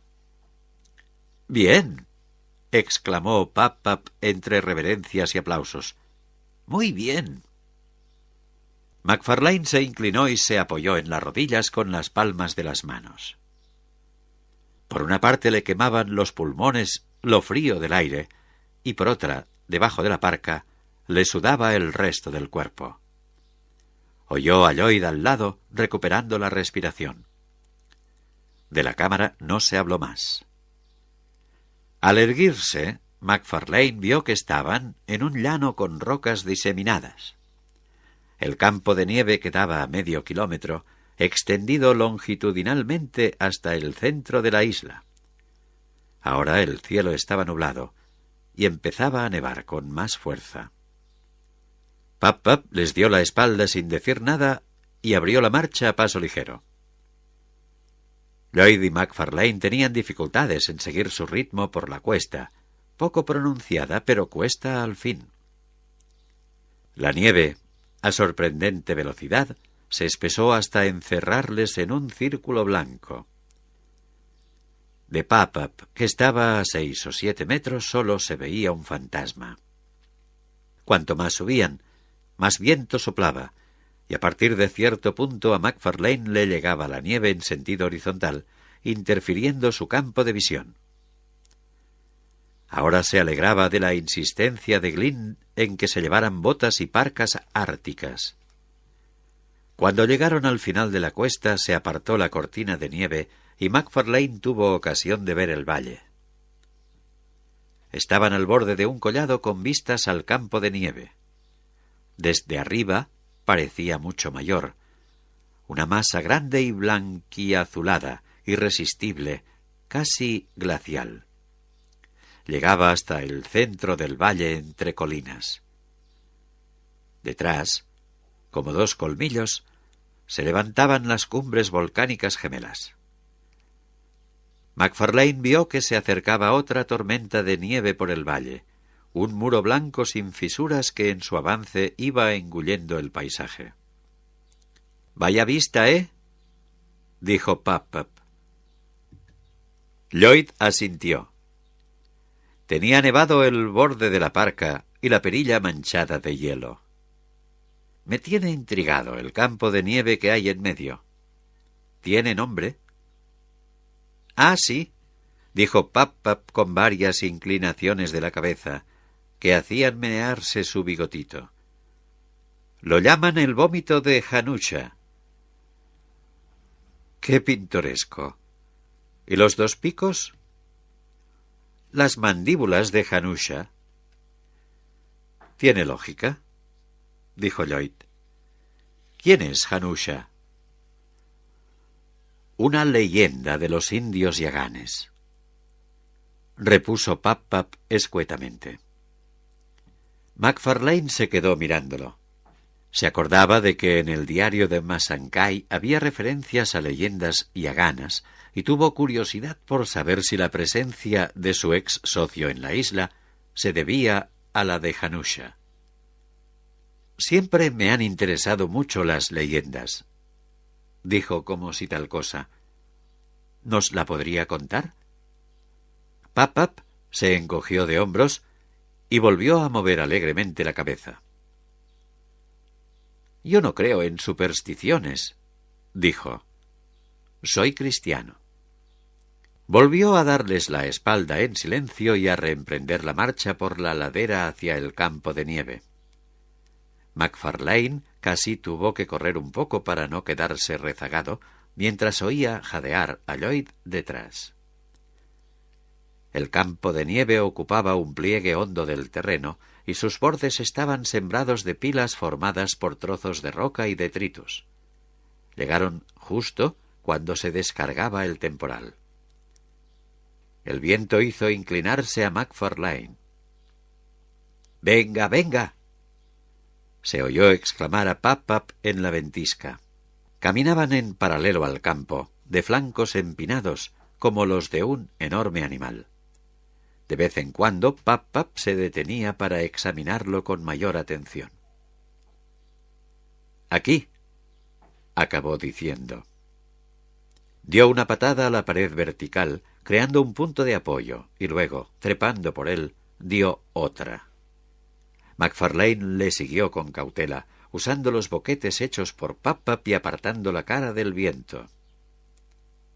Poco a poco fue abriéndose el ángulo del lado del campo, que al principio era pronunciadísimo, pero el viento llegaba de todas partes, un viento huracanado. «Dile a Pap-Pap que no vaya tan deprisa», exclamó Lloyd desde atrás. Sin embargo, Pap-Pap no solo no le hizo caso, sino que aceleró. «Hanusha», dijo de repente con su extraño sonsonete, era hijo de Yekai-Hith, dios del cielo nocturno. Yekai-Hith tenía 2 hijos, Hanusha y su hermano gemelo, Harasha. El favorito siempre había sido Harasha, que era lo que se dice la niña de los ojos de Yekai-Hith. Con el paso del tiempo, Hanusha fue poniéndose cada vez más celoso de su hermano. Quería quedarse con su poder. «Ya, la vieja historia de Caín y Abel», dijo Lloyd. En el centro del campo, la nieve estaba barrida y solo quedaba hielo azul. MacFarlane pensó que, en el fondo, era rarísimo, inverosímil, estar yendo hacia el centro de aquella nada, hacia una roca enorme y misteriosa, hacia la tumba de su ex socio, y escuchar, mientras tanto, en boca de aquel viejo, la leyenda de Isla Desolación. Para los yaganes, la sangre es fuente de vida y poder, prosiguió Pap-Pap. Por eso, un día Hanusha mató a su hermano, le cortó el cuello y se bebió su sangre. Entonces se le puso la piel de color sangre y tuvo el poder. Pero se enteró el padre, Yekai-Hith, y le encerró dentro de la isla, debajo de la superficie. A veces, en noches de viento y mucho oleaje, cuando se acerca alguien demasiado, ve chispazos y oye gritos de rabia. Es Hanusha intentando escapar. ¿Y lo conseguirá?, preguntó Lloyd. No lo sé, jefe, pero como se escape, malo. El campo de nieve empezaba a bajar y terminaba en una cornisa de 2 metros. Bajaron uno a uno por el borde y se deslizaron hasta pisar suelo más duro. Había empezado a amainar el viento y ahora nevaba con menor intensidad, a copos grandes que giraban y caían al suelo como ceniza. Aun así, el viento mantenía casi completamente desnudo aquel estéril llano. MacFarlane vio una roca grande a unos centenares de metros y que Pap-Pap corría hacia ella. Lloyd dio unas zancadas en la misma dirección, seguido a menor velocidad por MacFarlane. Al lado de la roca había huesos de animales y 2 cráneos. Uno de ellos conservaba un ronzal en estado de putrefacción. La roca tenía atada una cuerda llena de hilachas. También había varias latas desperdigadas, un trozo grande de lona y 2 alforjas rotas. La lona tenía un bulto debajo. De repente MacFarlane tuvo escalofríos. —¡Dios mío! —dijo Lloyd. —Deben de ser las mulas de tu ex socio. Se quedaron atadas a la roca hasta morirse de hambre. Quiso tocarla, pero MacFarlane le detuvo levantando una mano. Quien se acercó a la roca fue él. Inclinado, cogió con suavidad el borde de la lona congelada, la sacudió un poco para quitar la nieve y la apartó. Pero lo de debajo no era el cadáver de Masancay, sino un amasijo de objetos descompuestos, sus pertenencias. Vio paquetes viejos de fideos y latas de sardinas que habían reventado, escupiendo trozos de pescado por la superficie helada. A Néstor le encantaban las sardinas, pensó con súbita angustia. De pronto le volvió a la memoria algo de hacía muchos años, 5, y de mucho espacio, varios miles de kilómetros al norte. Él y Néstor, agachados en una cuneta al lado de una carretera sin asfaltar, con las mochilas tan llenas de tectitas de Atacama que les faltaba poco para reventar. Cerca, a 1 o 2 metros, pasaban camiones militares, arrojando una lluvia de piedrecitas a la cuneta. Ellos 2, sin embargo, saboreaban las mieles del éxito y estaban tan eufóricos que reían y se palmeaban la espalda. Estaban muertos de hambre, pero no se atrevían a encender fuego por miedo de que les descubrieran. Entonces, Masancay había abierto la mochila, había sacado una lata de sardinas y se la había ofrecido a MacFarlane. —Tú estás loco —le había susurrado éste—, si aún sabe peor de lo que huele. Respuesta, igualmente susurrada de Masancay. —Por eso me gusta. Amoy ek yung kamay mo. MacFarlane le había mirado sin comprender, pero Masancay, en vez de explicárselo, se había reído, primero en voz baja y después cada vez más estrepitosamente. En aquel ambiente enrarecido de peligro y tensión, algo había en su risa que se contagiaba, con el resultado de que MacFarlane, sin saber por qué, también había sucumbido a las convulsiones de hilaridad silenciosa, cogiendo las preciosas mochilas bajo un tráfico incesante de camiones que les perseguían precisamente a ellos. MacFarlane, de cuclillas en la nieve, regresó al presente, a las latas congeladas de comida y a los harapos diseminados a sus pies. Le había acometido una sensación extraña. Aquella especie de basurero resultaba de un efecto tan patético. Como lugar para morirse solo era horrible. Notó un cosquilleo en la comisura de los ojos. —Bueno, ¿y el meteorito? —oyó preguntar a Lloyd. —¿El qué? —dijo Pap-Pap. —El agujero, hombre. ¿Dónde está el agujero que hizo Masancay? Pap-Pap hizo vagas señales hacia donde caía la nieve. —Pero llévame, caramba. MacFarlane miró primero a Lloyd y luego a Pap-Pap, que ya volvía a estar en movimiento. Se levantó y le siguió a través de la nevada. A 800 metros, Pap-Pap se detuvo y señaló algo. MacFarlane dio unos pasos más y miró fijamente el hoyo que había en el suelo. Se habían hundido los lados y en el fondo había nieve acumulada. Notó que Lloyd le cogía por el brazo y que se lo apretaba tanto que conseguía hacerle daño a pesar de las capas superpuestas de lana y plumón. «Imagínate, Sam», susurró Lloyd. «Está aquí, justo debajo de nuestros pies». Apartó la mirada del hoyo y miró a MacFarlane. «Ojalá pudiéramos verlo». MacFarlane se dio cuenta de que debería haber sentido algo más que una tristeza profunda y un silencio insidioso y sobrecogedor, que era lo que experimentaba.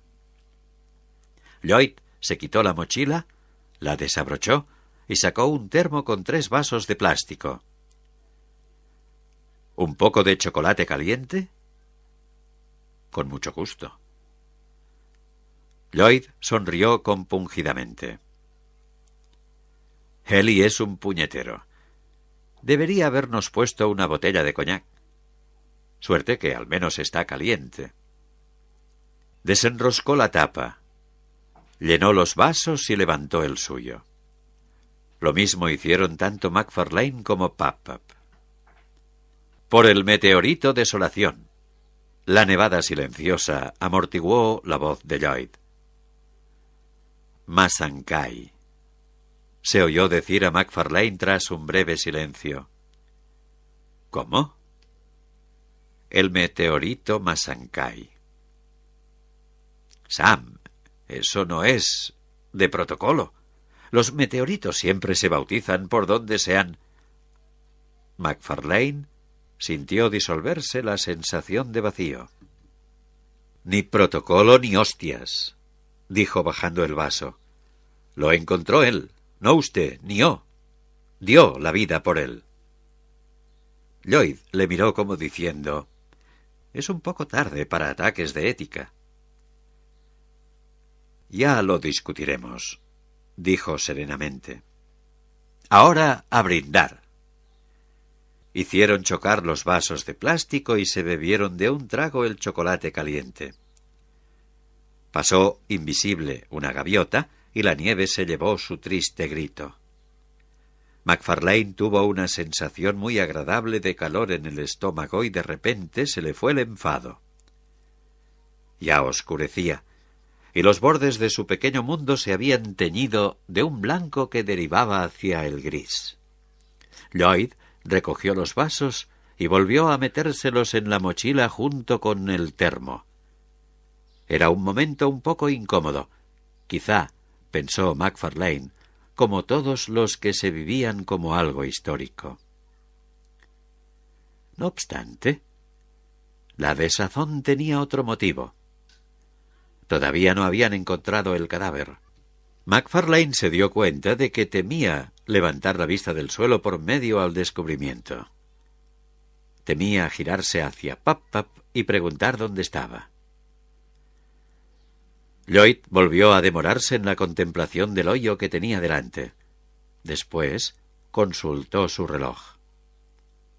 «Que Pap-Pap haga una foto».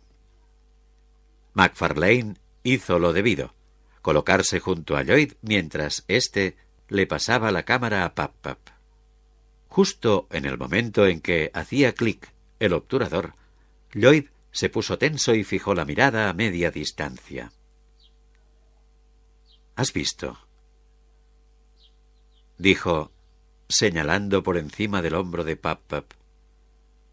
A unos 100 metros del hoyo se elevaba un poco el terreno, y en el punto más alto había varias cosas marrones. Se acercaron. Los restos óseos estaban medio tapados por la nieve, y tan rotos que lo único reconocible era la mueca torcida de una mandíbula. Al lado había una pala sin mango. Uno de los 2 pies seguía calzando una bota podrida.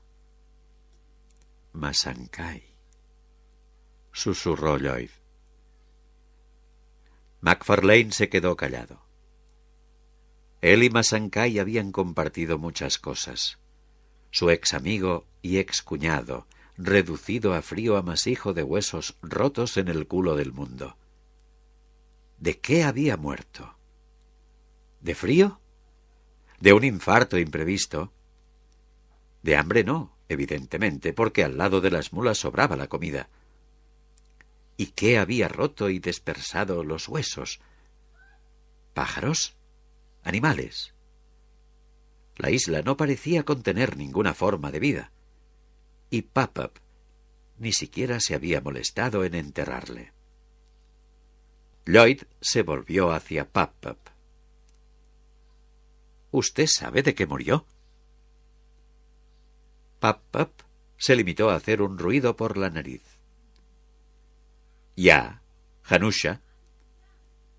—Eso, jefe, para el que crean las leyendas —dijo Pap-Pap—. Y ya les he dicho que no es mi caso. Lloyd le miró fijamente hasta que suspiró y dio un apretón al hombro de Macfarlane. —Lo siento, Sam —dijo—. Has de estar pasándolo mal. Guardaron un rato más de silencio, apiñados junto a los patéticos despojos. Luego Lloyd se incorporó y dijo: —Venga, a moverse. Ha dicho Howell que a las 3 de la tarde, y prefiero no pasar la noche en este pedrusco. —Un momento —dijo Macfarlane, que seguía mirando el suelo—. Primero hay que enterrarle. Lloyd titubeó, y Macfarlane se aprestó a oír sus objeciones, pero solo hubo un gesto de asentimiento. Sí, claro. Mientras Lloyd recogía los trozos de hueso y los amontonaba, Macfarlane buscaba rocas por la nieve y las desprendía del suelo helado con los dedos, que se le iban quedando insensibles. Entre uno y otro formaron un mojón sobre los restos, mientras Pap-Pap lo observaba todo sin participar. —¿No piensa ayudarnos? —preguntó Lloyd. —No, yo no. Ya le digo que soy cristiano y en la Biblia pone que los muertos entierren a sus muertos. Pues lo de ser tan cristiano no le impidió vaciarle los bolsillos —dijo Macfarlane. Pap-Pap cruzó los brazos con una tonta sonrisa de culpabilidad. Macfarlane volvió a poner manos a la obra y terminaron en un cuarto de hora. Luego hizo una cruz con 2 palos y la plantó cuidadosamente en el montoncito de piedras, hecho lo cual, retrocedió unos cuantos pasos limpiándose los guantes de nieve.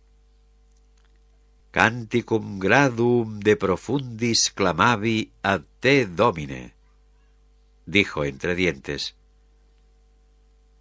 Que descanses, socio. Hizo señas a Lloyd con la cabeza y pusieron rumbo al este, hacia la masa blanca del campo de nieve. Seguía oscureciendo, y a sus espaldas se fraguaba otra tormenta. Isla Desolación, 16 de julio, 8:42 horas. Macfarlane contemplaba la carretera de grava que, recién trazada en la superficie luminosa de nieve fresca, parecía una serpiente negra. Sacudió la cabeza y, a su pesar, sonrió de admiración. Solo habían pasado 3 días desde su primera visita, pero la isla estaba casi irreconocible. Se produjo una sacudida tan brusca que a Macfarlane se le cayó la mitad del café en los pantalones. —¡Hostia! —exclamó, apartando al máximo la taza y dándose palmadas en las piernas. Dentro de la cabina sonrió el conductor, un hombre corpulento que se llamaba Evans. —Perdone —dijo—, es que estos trastos, lo que es de suspensión, no matan. A pesar de su volumen y de llevar unos neumáticos el doble de alto de una persona, El CAT 785 tenía una cabina donde solo cabía una persona, y al final Macfarlane había tenido que sentarse con las piernas cruzadas en la plataforma estrecha que había al lado, justo encima de donde rugía el motor diésel, una verdadera monstruosidad. Pero le daba igual. Había llegado el día. Iban a desenterrar el meteorito. Repasó las últimas 72 horas. Glynn, la misma noche de llegar, había puesto en marcha un proceso de descarga verdaderamente pasmoso, de velocidad y eficacia inexorables. Por la mañana habían usado maquinaria pesada para bajar a la isla el equipo más comprometedor y meterlo en hangares prefabricados. Simultáneamente, un equipo de EES al mando de Garza y Rochefort nivelaba la zona de la playa con dinamita, construía espigones y rompeolas a base de cascajo y acero y hacía una carretera ancha desde el lugar del desembarco a la zona del meteorito, rodeando el campo de nieve. Era la misma por donde viajaba Macfarlane. El equipo de EES, además, había descargado una parte de los contenedores laboratorio y los había trasladado a la zona de excavaciones, intercalándolos entre varias hileras de barracones prefabricados. Sin embargo, cuando el Caterpillar 785 dio la vuelta al campo de nieve y se acercó a la zona de excavaciones, Macfarlane vio que el más asombroso de todos los cambios había tenido por escenario una escarpadura que quedaba a unos 2 kilómetros. Una brigada de trabajadores con maquinaria pesada había empezado a hacer un pozo. Al margen había aparecido una docena de casetas. Periódicamente, Macfarlane oía explosiones y veía levantarse nubes de polvo en el cielo de encima del pozo. A un lado crecía una montaña de desechos y cerca habían construido un estanque de lixiviación. —¿Qué hacen ahí? —preguntó Macfarlane a Evans a grito pelado por el ruido que hacía el motor. Señalaba la escarpadura. —¡Minas! —Eso ya lo veo, pero ¿minas de qué? Evans enseñó los dientes. —De nada. Macfarlane tuvo que reírse. Glynn era increíble. Viendo la zona, cualquiera pensaría que lo principal era la actividad de la escarpadura, mientras que la zona de alrededor del meteorito tenía aspecto de cumplir funciones meramente secundarias. Desplazó la mirada desde la falsa mina a la carretera que tenía delante. El campo de nieve de Hanusha centelleaba como si capturase la luz y la enterrase en sus profundidades, dándole infinitos matices de azul y turquesa. Detrás estaban las mandíbulas de Hanusha, algo menos siniestras gracias a que estaban espolvoreadas de nieve fresca. Macfarlane se había pasado la última noche sin dormir, pero se sentía muy despierto, casi demasiado. Lo sabrían en menos de una hora, lo verían, lo tocarían. El vehículo sufrió una nueva sacudida, y Macfarlane con una mano se cogió más fuerte a la baranda de metal, mientras usaba la otra para acabarse deprisa el café. Para variar, hacía sol, pero la contrapartida era un frío de 1000 demonios. Aplastó la taza de espuma y se la metió en un bolsillo de la parca. En cuanto a destartalamiento, el aspecto del CAT apenas desmerecía del propio Rollbar, pero Macfarlane se daba cuenta de que era igual de ficticio. Por dentro el vehículo estaba nuevecito. —¡Vaya trasto! —le dijo a Evans a grito pelado. —Sí —repuso el conductor despidiendo una nube de vaho. El firme se volvió más liso y el CAT aceleró. Durante el recorrido se cruzaron con otro vehículo de transporte, así como con un bulldozer que volvía a la playa, y los dos conductores saludaron alegremente a Evans. McFarlane pensó que no sabía nada de las personas que manejaban toda la maquinaria pesada, ni quiénes eran, ni qué opinión les merecía aquel proyecto tan especial. —¿Trabajáis para Glynn? —le preguntó a Evans, que asintió. —Sí, todos. Parecía que en su rostro castigado, que remataban dos cejas hirsutas, fuera perpetua la sonrisa. —Pero no a jornada completa. Hay algunos que trabajan en plataformas petroleras, otros que hacen puentes. De todo. Ahora que, cuando te llaman de EES, lo dejas todo y vas corriendo. —¿Por qué? La sonrisa de Evans se ensanchó. —Pues porque pagan 5 veces más. —Vaya, que me he equivocado de jefe. —Venga, doctor McFarlane, que seguro que tampoco se puede quejar. Evans frenó un poco para dejar que les adelantara una niveladora con las palas de metal brillando al sol. —¿Es el trabajo más grande que has visto hacer a EES? —No, ¿qué va? Evans pegó otro acelerón. La verdad es que es medianito. Tras ellos quedó el campo de nieve. Ahora McFarlane veía por delante una depresión de gran anchura en la tierra helada, de unos 5.000 metros cuadrados. La zona de excavaciones estaba enmarcada por 4 parabólicas infrarrojas de enorme tamaño que señalaban hacia abajo. Cerca había una hilera de niveladoras como en formación militar. La presencia humana se componía de una serie de ingenieros y otros trabajadores dispersos por el área, algunos juntos y mirando planos, otros midiendo, otros hablando por radio. Al fondo había un Snowcat, un vehículo grande con aspecto de tráiler y orugas gigantescas, deslizándose hacia el campo de nieve cargado de instrumentos de alta tecnología. Al margen, pequeño y triste, quedaba el túmulo que habían hecho él y Lloyd sobre los restos de Néstor Masancay. Evans frenó al borde de la zona de excavaciones. McFarlane se apeó de un salto y se dirigió a la caseta donde ponía comedor. Lloyd y Glynn estaban dentro, compartiendo mesa al lado de la cocina improvisada y enzarzados en intenso debate.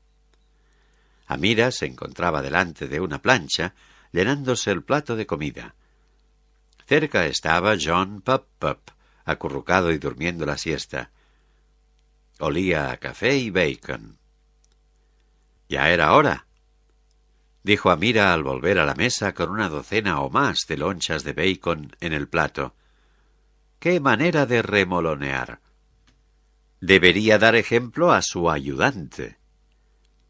Vertió una taza de jarabe de arce sobre el montón de bacon. Lo removió, cogió una loncha y se la metió doblada en la boca, chorreando jarabe. Lloyd se calentaba las manos con una taza de café. —Rachel —dijo jovialmente—, con esa manera de comer ya deberías haberte muerto. Amira rió. El cerebro gasta más calorías por minuto pensando que el cuerpo haciendo jogging. ¿Cómo se cree que consigo estar tan esbelta y tan sexy? Y se dio unos golpecitos en la frente. —¿Cuánto falta para desenterrar la roca? —preguntó McFarlane. Glynn se incorporó, se sacó el reloj de oro del bolsillo y lo abrió. —Media hora. Solo desenterraremos lo justo para dejarle hacer a usted algunas pruebas. La doctora Amira le ayudará con los tests y los análisis de los datos. McFarlane asintió. Ya lo habían discutido a fondo, pero Glynn tenía la costumbre de repetirlo todo. —Habrá que bautizarlo dijo Amira, llevándose a la boca otra loncha de bacon. ¿Quién se encarga del champán? Lloyd frunció el entrecejo. Por desgracia, esto más que una expedición científica parece una reunión de abstemios militantes. Pues nada, habrá que romper un termo de chocolate caliente contra la roca, dijo Macfarlane. Glynn se agachó, cogió una bolsa, sacó una botella de Perrier Jouet y la dejó en la mesa con delicadeza. «Fleur de champagne», susurró Lloyd, al borde de la veneración. «Mi favorito». «Ellie, mentiroso, no me habías dicho que tuvieras botellas de champán a bordo». La única respuesta de Glynn fue un esbozo de sonrisa. «Para bautizarlo hace falta un nombre. ¿Tenéis alguno?», preguntó Amira. «Sam quiere que se llame el meteorito Masankai», dijo Lloyd e hizo una pausa. «Yo preferiría ceñirme a la nomenclatura habitual y llamarlo Desolación». Flotó un silencio incómodo. «Se necesita un nombre», dijo Amira. Para encontrar este meteorito, Néstor Masankai hizo el sacrificio máximo, dijo Macfarlane con voz grave, mirando a Lloyd fijamente. Sin él no estaríamos aquí. Por otro lado, financiando usted la expedición, se ha ganado el derecho de bautizar la roca. Siguió mirando al multimillonario con la misma intensidad. Lloyd, al hablar, lo hizo con más sosiego del que tenía por costumbre. Por saber, ni siquiera sabemos si Néstor Masankai habría aceptado el honor, dijo. Sam, no es momento para romper con la tradición. Lo bautizaremos Meteorito Desolación, pero la sala donde esté expuesto llevará el nombre de Masankai. Colocaremos una placa explicando su descubrimiento. ¿Te parece aceptable? Macfarlane pensó un poco y asintió sucintamente. Glynn le pasó a Lloyd la botella y se levantó. Salieron todos a donde brillaba el sol de la mañana, y Glynn, de camino, se acercó a Macfarlane. «Supongo que es consciente de que en algún momento habrá que exhumar a su amigo», dijo, señalando el túmulo con la cabeza. «¿Por qué?», preguntó Macfarlane sorprendido. «Tenemos que saber de qué murió. El doctor Bramble tiene que examinar los restos». «¿Para qué?». «Es un cabo suelto. Lo siento». Macfarlane se detuvo a media protesta. La lógica de Glynn era tan irrefutable como siempre. En poco tiempo llegaron al confín de la zona nivelada. Había desaparecido el hoyo de Néstor. Lo habían colmado las niveladoras. «Hemos excavado hasta más o menos 1 metro de la roca», dijo Glynn, recogiendo muestras de cada capa. «El resto lo nivelaremos casi todo, y para los últimos 30 centímetros usaremos trullas y escobillas. No queremos que el meteorito se lleve ni un rasguño». «Así me gusta», contestó Lloyd. Garza y Rochefort estaban juntos al lado de la fila de niveladoras. Se le sumó Rochefort con la cara morada por el viento. «¿Listo?», preguntó Glynn. Rochefort asintió. Las niveladoras tenían los motores encendidos, cada una con su conductor al volante, cada una despidiendo humo y vapor. «¿Va todo bien?», preguntó Lloyd. «Sí, todo». Glynn les echó un vistazo y levantó el pulgar a Garza, que iba vestido como siempre, con ropa de deporte. Garza se giró, levantó el puño y lo movió en redondo. Entonces Las niveladoras se pusieron en marcha, avanzaron lentamente, ensuciando el aire de humo de diésel, y bajaron las palas hasta clavarlas en el suelo. Detrás de la primera iban varios trabajadores con chaqueta blanca y bolsas para recoger muestras. Su cometido era recoger las piedras y la tierra levantadas por las niveladoras y guardarlas para su posterior examen. La hilera de niveladoras rebajó 15 centímetros de tierra de una sola pasada. Lloyd lo observó con una mueca. La idea de que se acerquen tanto las palas a mi meteorito me pone los pelos de punta. No se preocupe, dijo Glynn, que hemos previsto una distancia de margen y no se corre peligro de dañarlo. Las niveladoras efectuaron otra pasada por la zona. A continuación, Amira cruzó lentamente la parte central del área nivelada y al llegar al otro lado pulsó unas teclas del tablero frontal del aparato y arrancó la tira de papel que había salido. Entonces se les acercó arrastrando el magnetómetro. Glynn cogió el papel. «Tenga», dijo, dándoselo a Lloyd. Lloyd lo cogió y McFarlane se inclinó para leerlo. El suelo estaba representado por una línea poco marcada, errática, debajo de la cual aparecía el borde superior de una forma semicircular de gran tamaño. Sujetando el papel, a Lloyd le temblaban las manos de gigante. McFarlane pensó: «Con que es verdad que abajo hay algo. Dios, hasta entonces no se lo había creído del todo». «Faltan 40 centímetros», dijo Amira. «Bueno, pues ahora le toca a la arqueología», dijo Glynn. «El agujero vamos a hacerlo un poco más lejos de donde Masancay, para poder recoger muestras de tierra que no esté removida». El grupo le siguió por la grava que acababa de quedar al descubierto.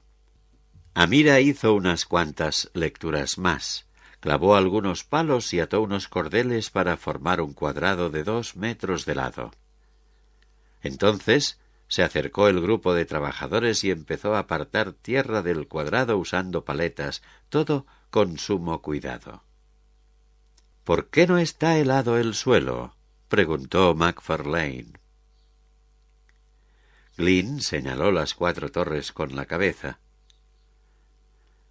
«Hemos bañado la zona con infrarrojos lejanos». «¿Piensan en todo?», dijo Lloyd, sacudiendo la cabeza. «¿Para eso nos pagan?». Los trabajadores siguieron excavando un cubo perfecto y recogiendo, a medida que bajaban, muestras de minerales, grava y arena. Uno de los del grupo interrumpió su trabajo y enseñó un objeto anguloso con una capa de arena. «Interesante», dijo Glynn, que se había acercado enseguida. «¿Qué es?». «Ni idea», dijo Amira. «Qué raro. Casi parece cristal». «Fulgurita», dijo McFarlane. «¿Qué?».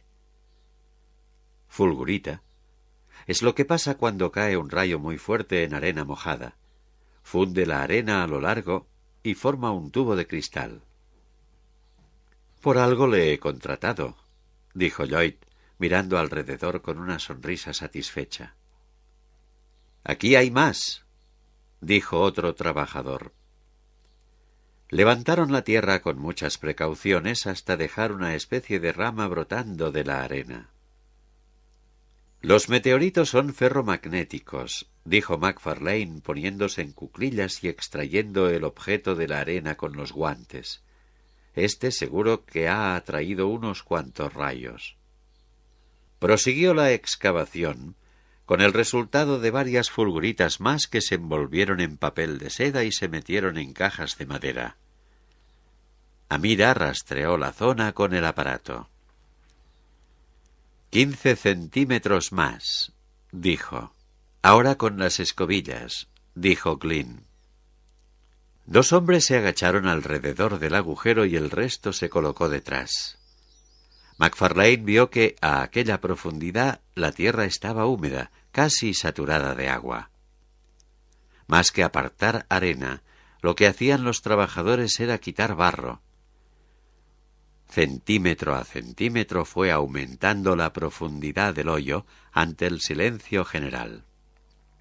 «Limpiadlo con agua», dijo Glynn, y a McFarlane le pareció detectar cierta impaciencia en su tono. «Venga, venga», exclamó Lloyd.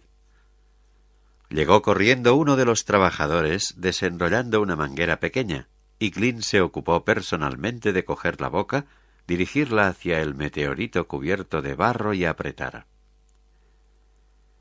El único ruido durante varios segundos fue el del agua limpiando los últimos restos de barro de la superficie. A continuación, Glynn cerró el chorro con un giro de la muñeca y el agua abandonó la superficie desnuda del meteorito.